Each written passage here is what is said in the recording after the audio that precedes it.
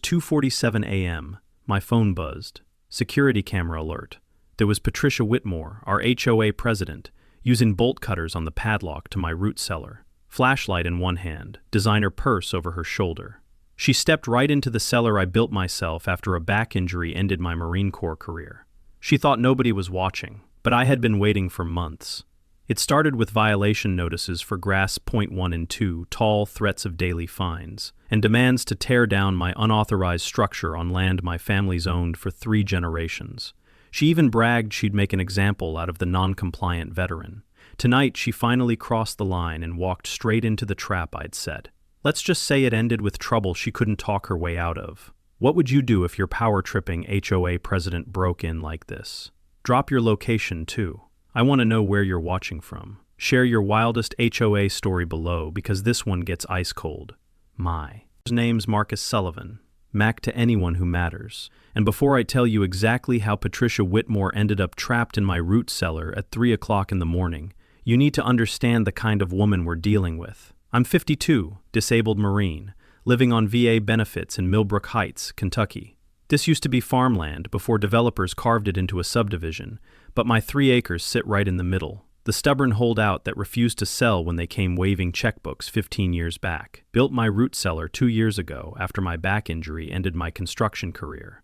Took me 8 months working 15-minute intervals between pain flares, but I got it done. Proper foundation, ADA-compliant ramp, temperature control, the works. That underground space holds my independence. $800 worth of preserved vegetables, canned goods, everything that keeps me eating well when the VA check runs thin.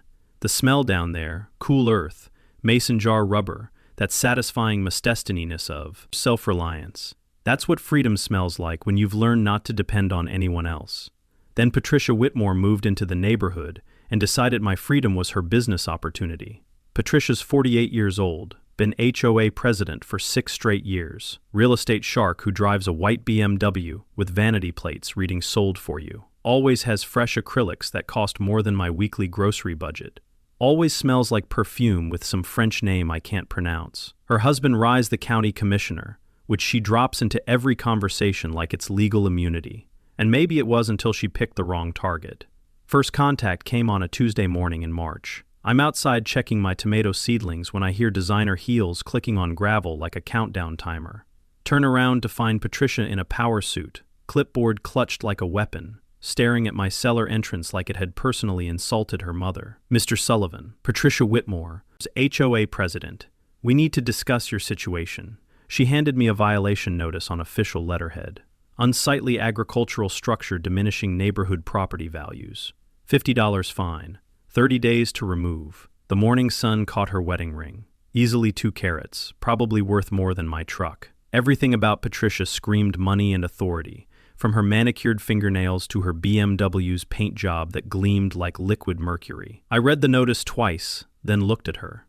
Ma'am, this cellar was built 2 years ago. Your HOA incorporated last year.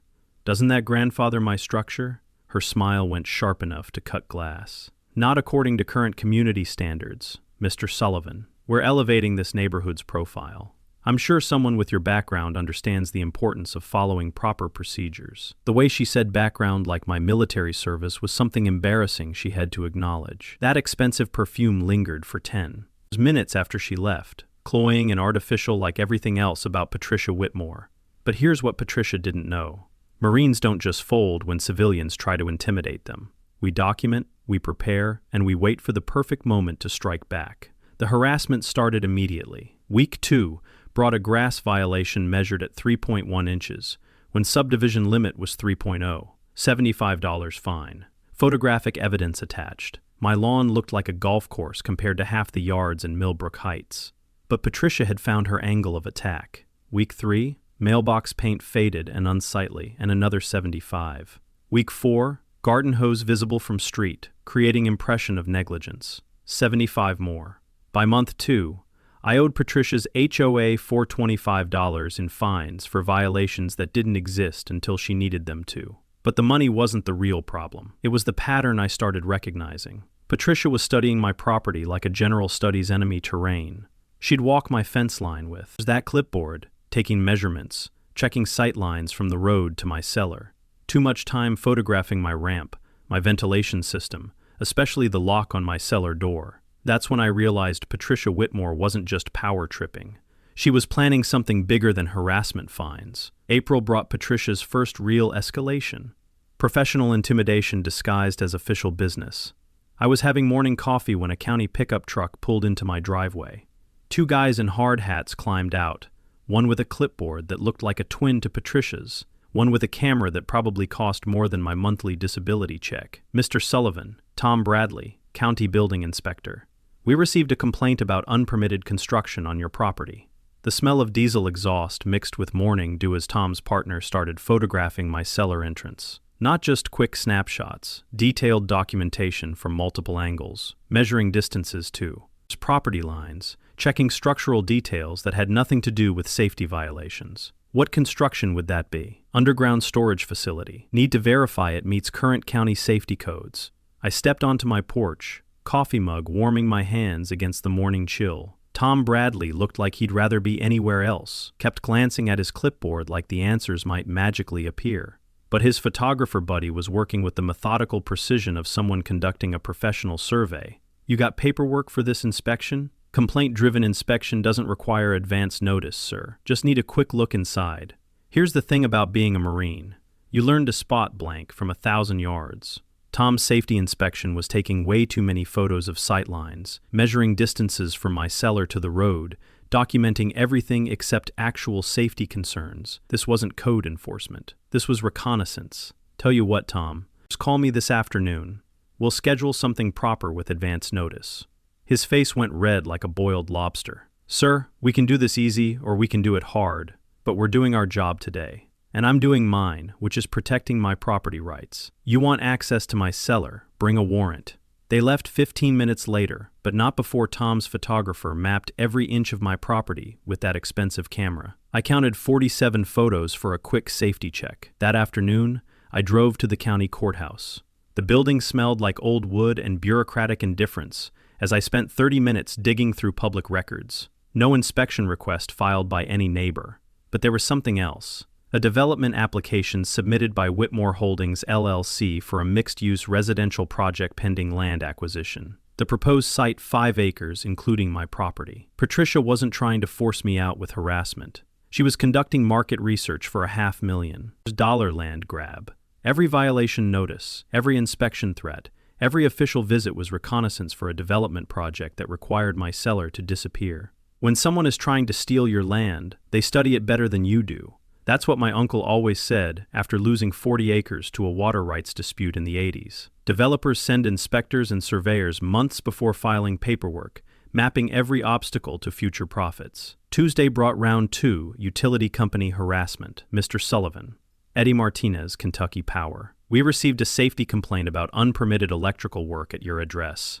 Eddie looked about as enthusiastic as Tom Bradley had. Young guy probably just following orders from someone higher up the bureaucratic food chain. His work truck idled in my driveway while he read from a tablet that definitely didn't contain any real electrical concerns. What kind of safety complaint? Extension cord running to underground structure. Potential. Fire hazard. The morning air smelled like fresh-cut grass and coffee breath as Eddie leaned closer to read his script. Need to verify you've got proper permits for that wiring. Eddie, that's not an extension cord. That's buried electrical cable properly installed with permits from 1998. 20 minutes later, I returned with a folder thick as a phone book. Original electrical permits signed by the county electrical inspector in 1998. Copy of approved construction plans. Photos of the installation process back when my uncle first built the structure. Eddie's face went through several expressions as he flipped through the documentation. Confusion, recognition, then something that looked like embarrassment. Sir, these permits are comprehensive. Whoever filed that complaint didn't know what they were talking about. Whoever filed that complaint knew exactly what they were doing. But Wednesday brought the real revelation. I was reviewing security footage from the past week when I noticed something interesting. Patricia's BMW had been making regular drive-bys every Tuesday and Friday at exactly 6:15 p.m. But Tuesday night was different. She'd parked 3 houses down and walked back, staying in shadows, testing my cellar's padlock with her manicured fingers just for seconds, but enough to confirm what every Marine learns about enemy behavior. When someone conducts reconnaissance, they're planning an assault. I called my neighbor, Diesel Rodriguez. Brother, remember that security upgrade we talked about? I need it installed before this weekend. You expecting trouble? I'm counting on it. May brought Patricia's psychological warfare campaign, and she played it like a master manipulator who'd been destroying lives since high school. The first attack came through my mailbox. Anonymous letter typed on plain white paper. No signature, just pure poison designed to make me question my own sanity. Your neighbors are talking. Military service doesn't excuse antisocial behavior. Some people think you might be dangerous. Maybe it's time to move somewhere more suitable for your condition. The paper smelled like cheap copy machine toner and malicious intent. Patricia was too smart to sign her name, but the timing was perfect. Delivered the day after I'd refused her latest inspection request. She was escalating from official harassment to personal intimidation. But the real genius was in what she didn't say directly. No specific threats, no actionable language that could be traced back to her. Just the suggestion that mysterious neighbors were concerned about the dangerous veteran living in their midst. Thursday brought escalation number 2. Social surveillance disguised as community concern. I was working in my garden when Mrs. Henderson from next door approached, looking uncomfortable as a cat in a thunderstorm. Mac, I hope you don't mind me asking, but Patricia mentioned you might be struggling with some issues related to your service. The afternoon heat made everything shimmer like a mirage, including Mrs. Henderson's nervous smile as she delivered Patricia's carefully crafted message. What kind of issues? She said, veterans sometimes have difficulty adjusting to civilian life. Mentioned your cellar project suggested it might be unhealthy to spend so much time underground. Patricia was weaponizing my neighbor's genuine concern, turning my disability into a liability, my independence into evidence of mental instability. Classic manipulation. Use people's kindness against your target. Mrs. Henderson, did Patricia suggest you talk to me about this? Her face flushed red as summer roses. She mentioned it might be helpful if someone checked on you as a neighbor. I appreciate your concern, but I'm doing fine. Patricia's been trying to force me off my property for 2 months. This is just her latest strategy, but the damage was planted. Patricia had successfully introduced doubt about my mental stability into neighborhood conversations. Even if Mrs. Henderson believed me, the seed was there. The idea that the disabled veteran might be unstable, might be dangerous. Friday brought the health department weaponizing government bureaucracy with surgical precision. Mr. Sullivan, Brenda Hayes, County Health Inspector. We've received reports of potential food safety violations at your address. Brenda looked like she'd rather be inspecting restaurant kitchens than harassing disabled veterans. But she had a job to do, and Patricia had given her the script. What kind of violations? Unlicensed food storage and preservation. Potential unsanitary conditions in underground facility. The morning sun was already heating up the asphalt, making Brenda sweat through her county uniform as she clutched her clipboard like a shield against the awkwardness of this obvious setup. Brenda, it's called a root cellar. People have been storing food this way for centuries. Still need to inspect the facility. Make sure it meets current health codes. I led her to. There's the cellar entrance. Key ring jingling in the morning quiet. Opening that door released the familiar cool air scented with earth and preserved vegetables, the smell of competence and self-sufficiency. Brenda stepped inside cautiously, flashlight beam dancing across neat rows of mason jars properly labeled and dated. Her expression shifted from official suspicion to genuine admiration as she documented my canning setup. This is actually quite impressive, she admitted.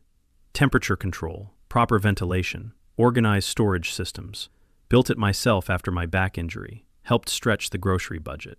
She spent 20 minutes photographing everything, checking dates on preserved goods, testing my temperature monitoring system. Professional thoroughness that suggested she actually knew what she was looking at, unlike Tom Bradley's fake building inspection. Mr. Sullivan, there are no health code violations here. This is a textbook example of proper home food preservation. Then why the inspection? Her face went red as a stop sign. The complaint mentioned commercial quantities, possible unlicensed food sales, potential health hazards, but this is clearly personal use storage. The mini twist came when I asked to see the complaint form. Brenda hesitated, then showed me her tablet. Anonymous complaint filed through the county website, but the timestamp showed it was submitted at 4:47 p.m. yesterday, exactly 30 minutes after I'd refused Patricia's request to survey my cellar for archaeological purposes. And Patricia wasn't even trying to hide her involvement anymore. She was getting desperate, throwing every government agency she could think of at my property, hoping something would stick long enough to justify seizure or condemnation. Brenda, what happens when people file false complaints with your department? Hypothetically, filing false reports with government agencies is a misdemeanor. Repeat offenses can become felonies. That evening, I sat on my back porch reviewing. It was the week's escalation. Patricia had moved from bureaucratic harassment to psychological warfare, but she'd made a critical error. She was leaving digital fingerprints on every fake complaint. Time to start documenting Patricia's pattern for the prosecutor who would eventually need this evidence. June brought Patricia's most dangerous escalation, turning my neighbors into unknowing weapons against me. The attack came during the monthly neighborhood barbecue at the community center. I'd been avoiding these social gatherings since Patricia's harassment started, but Diesel convinced me that hiding would only make her whisper campaign more effective. Brother, if you don't show up, she controls the narrative. Time to let folks see you're not the unstable veteran she's painting you as. The evening air smelled like charcoal and lighter fluid, as neighbors gathered around picnic tables loaded with covered dishes. Normal suburban socializing except for Patricia working the crowd like a politician. She was campaigning for my destruction. I grabbed a beer and positioned myself where I could overhear her conversations. Patricia had refined her message since the Mrs. Henderson incident. No direct accusations, just concerned observations delivered with practiced sincerity. I'm worried about Max's isolation. Spending all that time underground in his cellar can't be healthy for someone with his background. The violation notices were just standard HOA business, but his reaction was so intense, almost threatening. Rye's seen cases like this before. Veterans sometimes struggle with authority figures. It's not their fault, but it can escalate quickly. Pure poison wrapped in compassionate concern. Patricia was systematically destroying my reputation while positioning herself as the thoughtful neighbor worried about community safety. But she made one critical mistake. She tried to recruit Diesel. I watched from across the pavilion as Patricia approached my Marine buddy with her clipboard smile and concerned citizen act, Mr. Rodriguez. As Mac's closest friend, I'm sure you've noticed some changes in his behavior lately. Diesel's face went stone cold in a way that would make drill instructors proud. What kind of changes, ma'am? The obsession with that cellar, the hostility toward reasonable community standards. Randy thinks Mac might be struggling with some service-related issues. Lady Max Sullivan is one of the most stable people I know. What he's struggling with is you harassing him for building a root cellar on his own damn property. Patricia's mask slipped for just a moment, revealing the predator underneath the concerned neighbor act. I understand loyalty, Mr. Rodriguez, but sometimes we have to think about the greater good. The greater good? You mean your husband's development project? Her face went white as printer paper. Patricia thought her land grab scheme was secret, but Diesel had done his homework. Public record searches, permit applications, zoning requests. All this evidence was there for anyone who bothered to look. I don't know what you're implying. I'm not implying anything. I'm stating facts. Whitmore Holdings LLC has development applications pending for this entire block. Mac's property is the only holdout. Pretty convenient that he's suddenly having behavior problems that require HOA intervention. The conversation ended with Patricia retreating to the safety of her usual supporters, but the damage was done. Diesel's public confrontation had planted different seeds in neighborhood minds, questions about Patricia's motives instead of my stability. But Patricia's counterattack came swiftly and viciously. Monday morning, I woke up to find my truck's tires slashed. Not random vandalism, precise cuts designed to cause slow leaks that would strand me miles from home.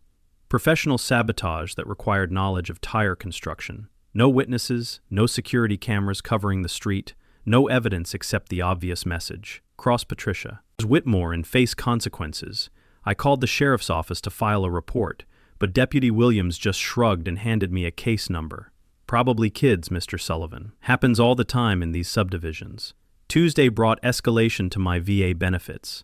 I got a call from the regional office requesting updated disability assessments based on community concerns about behavioral changes. Mr. Sullivan, we've received reports suggesting your service-connected disabilities might be affecting your ability to maintain stable housing arrangements. My hands started shaking, not from fear, but from pure rage. Patricia was trying to destroy my VA benefits, the lifeline that kept me housed and fed. If she could prove I was mentally unstable, she could trigger a competency review that might cost me everything. What reports? From who? The information came through official channels. County Commissioner's Office forwarded concerns from your homeowners association about potential safety issues. Patricia had weaponized RY's political position to attack my federal benefits. This wasn't neighborhood harassment anymore. This was systematic destruction designed to force me into homelessness or institutionalization. But she'd finally made the mistake I'd been waiting for. She'd created a federal paper trail. Targeting a disabled veteran's benefits using false information is a federal crime. Patricia had just upgraded her harassment campaign from state misdemeanors to federal felonies. That evening, I called the one person who could help me document Patricia's escalating criminal behavior, attorney Sarah Finley at the Disabled Veterans Legal Aid Clinic. Mr. Sullivan, what you're describing sounds like a coordinated campaign of harassment targeting your protected status. We need to get federal investigators involved before this escalates further. How much further can it escalate? People this desperate sometimes resort to direct action, physical confrontation, property damage, even violence. You need to be prepared for anything. I looked out my kitchen window at my root cellar, the symbol of my independence that Patricia was so determined to destroy. Time to stop playing defense and start setting the trap that would end Patricia Whitmore's reign of terror permanently. The breakthrough came on a sweltering Tuesday in late June, when Patricia's desperation finally forced her to reveal the true scope of her scheme. I was at the courthouse filing paperwork for my federal complaint when I overheard a conversation that changed everything. Patricia's voice echoing from the planning office down the hall discussing details she thought were private. Final approval depends on clearing the Sullivan property. The Cellar Foundation interferes with the drainage easement for the entire development. I positioned myself near the water fountain where I could hear without being seen. Patricia was meeting with someone whose voice I didn't recognize. Professional, authoritative, definitely not local. Mrs. Whitmore, our investors have already committed $12 million to this project. If you can't deliver clear title to that central parcel, we'll need to explore other options. $12 million. Patricia wasn't just trying to flip my property for quick cash. She was the local coordinator for a massive development project that required my land to proceed. The veteran is proving more resistant than anticipated, but we have other strategies available. What kind of strategies? My husband's position provides certain advantages: code enforcement, health inspections, utility challenges. Plus, the veteran's disability makes him vulnerable to competency questions. The casual way she discussed destroying my life made my coffee taste like ashes. Patricia wasn't just greedy. She was sociopathic, willing to weaponize my service-connected injuries to steal my property for corporate profits. But the real revelation was still coming. The cellar is the primary obstacle. Remove that. Structure and the drainage engineering become simple. We've identified several approaches: safety violations, environmental concerns, historical preservation conflicts, and if legal challenges don't work. Patricia's laugh was colder than winter wind. Rural areas have many accidents involving underground structures, gas leaks, foundation collapses, unfortunate incidents that require emergency demolition. She was talking about destroying my cellar and making it look like an accident. Insurance fraud, property destruction, maybe even attempted murder if I happened to be inside during her unfortunate incident. I recorded the next 10 minutes on my phone, capturing Patricia's detailed discussion of falsified inspection reports, bribed officials, and planned accidents that would eliminate the obstacles to her development project. When the meeting ended, I watched Patricia leave with a man in an expensive suit whose business card identified him as Regional Development Director for Marcus Capital Group, the kind of corporate predator that bulldozes entire communities for strip malls and parking lots. Back home, I researched Marcus Capital Group online. Their portfolio read like a horror story of rural destruction. Family farms turned into outlet malls. Historic neighborhoods demolished for chain restaurants. Small-town America erased for corporate profit margins. Patricia wasn't just stealing my land. She was selling my community's soul to developers who would strip mine Millbrook Heights for every dollar they could extract. But she had made one fatal error. She'd discussed criminal conspiracy in a government building where conversations aren't private and recording laws favor documentation of official misconduct. I had her confession to bribery, fraud, conspiracy, and planned property destruction. Federal prosecutors dream about evidence this clear and comprehensive. That evening, I called Attorney Finley with an update that changed everything. Mr. Sullivan, this recording is prosecutorial gold. Conspiracy, bribery, planned insurance fraud, federal civil rights violations. Patricia's looking at decades in federal prison. What about the development project? Dead in the water. No legitimate developer touches properties with federal criminal investigations attached. Marcus Capital will disappear faster than morning fog. But I wasn't done with Patricia yet. She'd spent months terrorizing me with the threat of losing my independence. Time to show her what losing everything actually looked like. Sarah, what would happen if Patricia tried to destroy my cellar herself? Breaking and entering, criminal mischief, vandalism, plus federal charges if she's targeting your disability accommodations. Why? Just planning ahead. Patricia's desperate enough to try anything now. I was right. 3 days later, Patricia made the mistake that would end her criminal career permanently. The trap I was about to set required precision, patience, and equipment that could document federal crimes in courtroom-quality detail. Thursday morning, I called Diesel with a shopping list that would make a surveillance professional proud. Brother, I need cameras that can record in total darkness, audio equipment that picks up whispers at 50 yards, and a remote locking system that can't be defeated with crowbars or bolt cutters. Mac, what kind of operation are we running here? The kind that puts Patricia Whitmore in federal prison for the next 20 years. We spent Thursday afternoon at electronic stores that catered to security professionals and private investigators.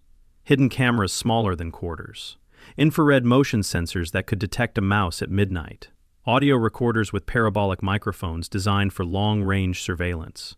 But the masterpiece was the electronic lock system. Military-grade deadbolts controlled by encrypted wireless signals. Silent operation. Steel construction that could stop a determined burglar with power tools. Once these deadbolts engage, as the security dealer explained, the only way out is from the outside. Silent motor. Hardened steel. Designed for high-security applications where containment is critical. Perfect. If Patricia wanted to explore my cellar so badly, she could do it from the inside. Friday was installation day. Diesel arrived at dawn with equipment that belonged in a spy movie, and we transformed my property into a surveillance fortress. Primary cameras went in obvious locations. Patricia would spot these and probably try to disable them. But the real documentation would come from backup units hidden in tree hollows, birdhouses, even underground containers that recorded through fiber optic cables. 6 different angles on the cellar entrance, Diesel explained, adjusting the last hidden camera. Motion activated, infrared capable wireless upload to secure servers. She could bring a demolition crew, and we'd still have prosecution quality footage. The audio system was even more sophisticated, directional. Microphones focused on the cellar entrance, backup recorders throughout my property, even vibration sensors that would detect footsteps or digging. If Patricia whispered her social security number, we'd record it clearly enough for voice analysis. But the electronic lock was the trap's killing stroke.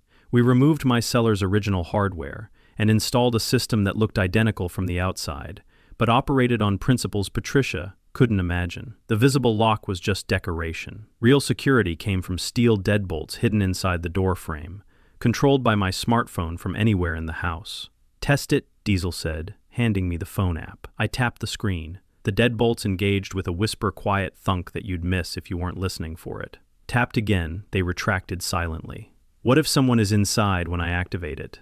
Then they're staying inside until you decide otherwise. These bolts are designed to contain people who really don't want to. Just be contained.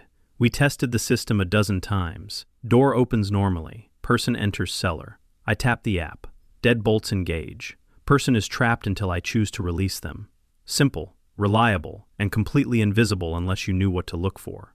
Saturday brought psychological preparation. I'd spent 6 months learning Patricia's patterns, understanding her motivations, predicting her next moves. But trapping someone in my cellar required a different mindset, cold calculation instead of defensive reactions. I walked through the scenario repeatedly. Patricia breaks in, enters cellar. I lock her inside, call police, wait for arrest. Clean, legal, documented. No violence, no threats, just a homeowner detaining a criminal until authorities arrive. But Patricia's desperation was escalating towards something more dangerous than breaking and entering. Her conversation with Marcus Capital had revealed someone willing to commit serious crimes for corporate profits. I needed to be ready for anything. Sunday afternoon, I made the phone call that would seal Patricia's fate. Patricia, this is Mac.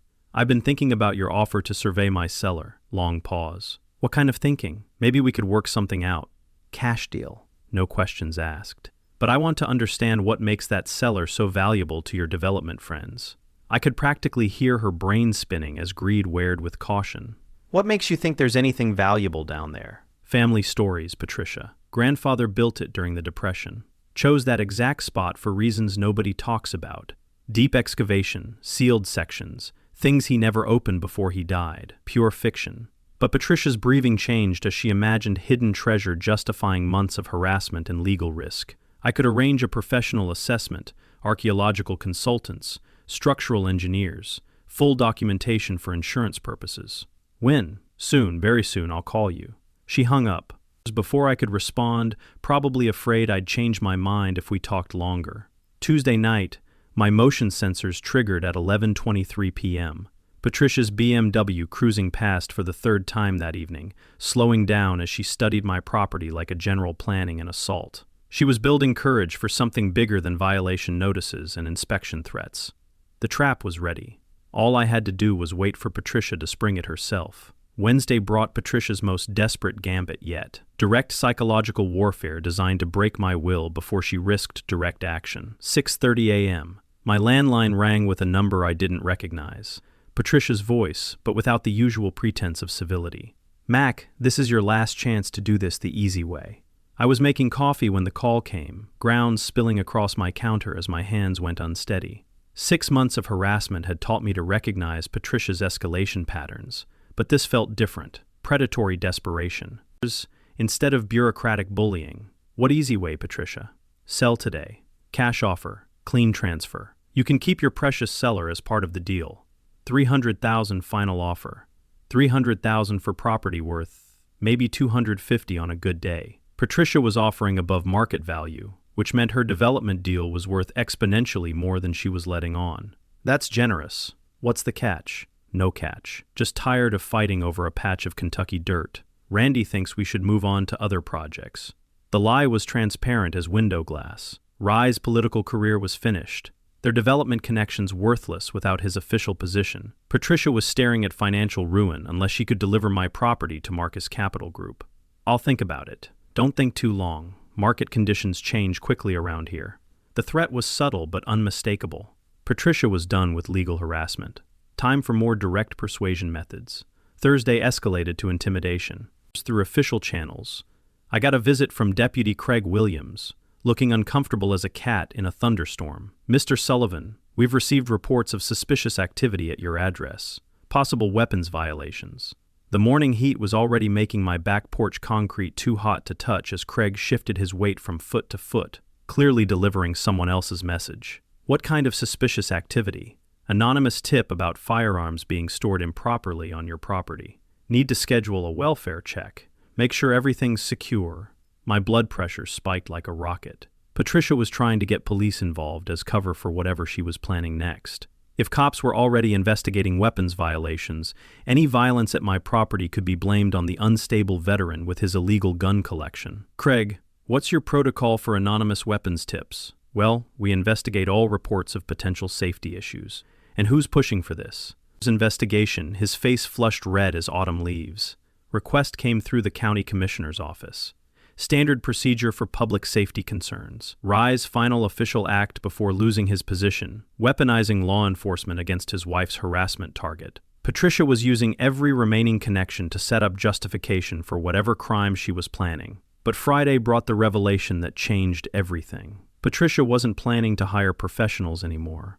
She was going to handle the problem personally. I was testing my security cameras when my neighbor, Mrs. Finley, approached, looking worried enough to make me pour an extra cup of coffee. "Mac, I probably shouldn't tell you this, but I overheard something at the grocery store yesterday." "What kind of something?" "Patricia was talking to her sister about your cellar. Said she was going to settle this herself since the legal options weren't working fast enough." The afternoon sun beat down like a hammer as Mrs. Finley delivered Patricia's confessions secondhand. She mentioned having the keys to your cellar, knowing when you'd be asleep, taking care of the problem before her development partners got impatient. Keys to my cellar? Patricia must have been planning this for weeks. Maybe getting copies made during one of her fake inspections, or finding a way to duplicate my lock during her surveillance drives. Did she say when? Soon. Maybe this weekend. She seemed desperate, Mac, like someone who'd run out of options. That evening, I called Attorney Finley with an update that made federal prosecution look inevitable. "Mr. Sullivan, Patricia's moved from harassment to planning, breaking, and entering, combined with her recorded conspiracy confession. We're looking at a federal RICO case, organized criminal enterprise using official corruption for private profit. What should I expect? Someone this desperate doesn't think rationally. She's facing decades in prison if caught, so the risk-reward. Calculation favors extreme measures. Be ready for anything. Saturday night, I sat in my kitchen reviewing security monitors. Coffee growing cold as I watched Patricia's BMW make its fourth drive-by of the evening. Each pass was slower, more deliberate, like she was memorizing details for something bigger than surveillance. At 11:15 p.m., she parked 2 blocks away and walked back on foot, staying in shadows, testing my cellar door with what looked like a key ring. She'd found a way to bypass my locks, or thought she had. But Patricia didn't know about the electronic deadbolts hidden inside the door frame, controlled by my smartphone, completely invisible from outside inspection. Sunday morning brought the call I'd been expecting. "Mac, it's Patricia. Change of plans on the Cellar survey. Tonight works better. Cooler temperatures, better working conditions for the equipment. What time? Late, maybe 2 or 3 a.m. I'll handle everything personally this time." She hung up before I could respond, probably afraid I'd ask too many questions about her sudden preference for middle-of-the-night property inspections. I spent Sunday afternoon in my cellar making sure everything was ready. The preserved food gleamed in neat rows. 2 years of careful work representing security and independence. But tonight, my root cellar was going to serve a different purpose. Tonight, it was going to be Patricia Whitmore's cage. Sunday night felt like the calm before a hurricane. Oppressive heat hanging over Millbrook Heights like a wool blanket. While Patricia prepared for her final assault on my independence, I spent the evening checking systems one last time. Cameras recording in perfect clarity, audio capturing whispers at 50 yards. Electronic locks responding instantly to smartphone commands. 2 years of planning had led to this moment. Patricia Whitmore was about to walk into the most sophisticated trap a disabled Marine could devise. 10:30 p.m. brought the first confirmation. Motion. Sensor alert as a figure moved across Mrs. Finley's backyard, staying in shadows, carrying something metallic that caught streetlight reflections. Through infrared cameras, I watched Patricia conduct final reconnaissance. Dark clothing instead of designer outfits, hair pulled back under a baseball cap. Moving with the careful precision of someone who'd rehearsed this operation multiple times. She spent 10 minutes studying my cellar entrance, testing the lock mechanism with what appeared to be a key ring, checking sightlines to my house for potential witnesses. Professional-level preparation for a crime she'd obviously planned down to the smallest detail. But Patricia made one critical error. She was so focused on the visible lock that she never noticed the hidden deadbolts installed inside the door frame. 11:45 p.m. She retreated to her staging area. I watched her sit in her BMW for 20 minutes, engine running, clearly building courage for something that would either solve her financial problems or destroy her life completely. At 12:15 a.m., she made a phone call. I couldn't hear the conversation, but her body language suggested she was reporting to someone, probably her development partners, confirming the timeline for removing the final obstacle to their $12 million project. 1:30 a.m. brought the psychological preparation phase. Patricia got out of her car and paced the community center parking lot, talking to herself, working through whatever justification she'd created for breaking into my property. Through directional microphones, I caught fragments. Paranoid veteran hiding something valuable, just going to look, not really stealing. Patricia was convincing herself that breaking into my cellar wasn't a real crime, just a necessary investigation of suspicious activity by an unstable neighbor. The self-deception was almost impressive. 2 a.m. she made her approach. I was sitting in my kitchen, wide awake, coffee cup warming my hands while I watched. Security monitors show Patricia creeping across my property like a common burglar. No backup, no partners, just a desperate real estate agent with bolt cutters and a flashlight, gambling everything on one last attempt to steal my independence. 2:15 a.m. She reached the cellar entrance and began working on the visible lock. The sound of metal cutting metal echoed through the night air as Patricia destroyed my decoy padlock, unaware that real security lay hidden in systems she couldn't see or understand. Through hidden cameras, I watched her examine the door after cutting through my fake lock. It opened easily, revealing wooden steps leading down into darkness. Cool air drifted up from below, carrying the earthy smell of preserved food and settled dust. Patricia stood at the threshold for a long moment, flashlight beam dancing across the stairs. Even through infrared video, I could see her hands shaking slightly. Breaking and entering was probably new territory for someone accustomed to. There was legal harassment and bureaucratic corruption, but greed overcame caution. She tucked the bolt cutters under her arm and started down the stairs. Designer shoes clicking on wood with each careful step. 2:17 a.m. Patricia disappeared into my cellar, flashlight beams sweeping across rows of mason jars like she was searching for the treasure she'd convinced herself was hidden there. I watched her move through my carefully organized food supplies, opening storage boxes, checking behind shelving units, even tapping walls looking for hidden compartments. The audio picked up her breathing quick and shallow, adrenaline mixing with excitement as she imagined discovering whatever valuable secret justified months of harassment. "Where is it?" she muttered, growing frustrated after 10 minutes of fruitless searching. "Has to be something. Nobody fights this hard over blank vegetables." That's when I reached for my phone and opened the lock control app. Through the security feed, I watched Patricia continue her treasure hunt, completely unaware that her world was about to change forever. She'd spent 6 months terrorizing me with threats of losing my home, my independence, my dignity. Time to show her what losing everything actually felt like. I positioned my finger over the electronic lock control, watching Patricia rifle through my preserved tomatoes like a common thief searching for jewelry. One tap would trap her in my cellar until police arrived. One tap would end her reign of terror permanently. One tap would prove that disabled veterans don't just disappear when neighborhood bullies want their property. Patricia Whitmore had spent months learning that actions have consequences. Tonight, she was about to get her masterclass in cause and effect. I tapped the screen. Steel deadbolt slid home with a whisper-quiet thunk. The trap had sprung. 2:47 a.m.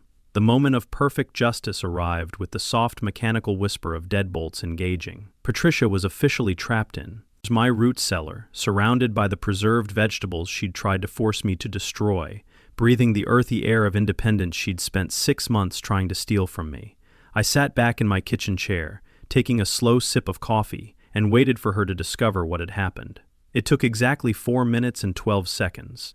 The first sound was her footsteps on the stairs, quick and confident as she headed for what she thought was an easy exit. Then silence as she reached the door and pushed against it, then pushed harder. What the hell? Through crystal clear audio, I heard Patricia's confidence turn to confusion, then confusion to the first edge of real panic. She threw her shoulder against the door. But steel deadbolts don't care how important you think you are. Hello. Hello. The door is stuck. I finished my coffee and poured another cup. No hurry. Patricia had spent months making my life hell. She could spend a few minutes contemplating the consequences of her choices. Mac Sullivan, I know you're up there. Her voice cracked with genuine fear as she realized this wasn't a mechanical failure. Someone had deliberately trapped her in this underground space, and that someone was the disabled veteran she'd been terrorizing for half a year. Let me out. This is kidnapping. False imprisonment. Actually, it was citizens' arrest of a criminal caught in the act of breaking and entering on my property. But I didn't feel like explaining legal technicalities to someone pounding on my cellar door like a caged animal. The pounding continued for 15 minutes. Patricia alternating between demanding release, threatening lawsuits, and trying to negotiate her way out of the hole she'd literally dug for herself. Mac, I can explain. This is all a misunderstanding. I was checking for structural damage. At 3:15 a.m., with bolt cutters in her hands and my destroyed padlock as evidence. She was really going with misunderstanding as her defense strategy. Patricia's sense of entitlement was truly spectacular.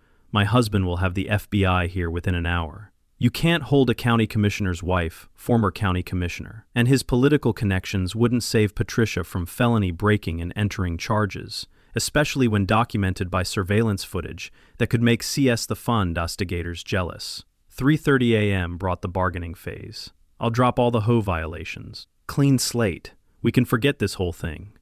Forget 6 months of harassment. Forget the fraudulent inspection reports.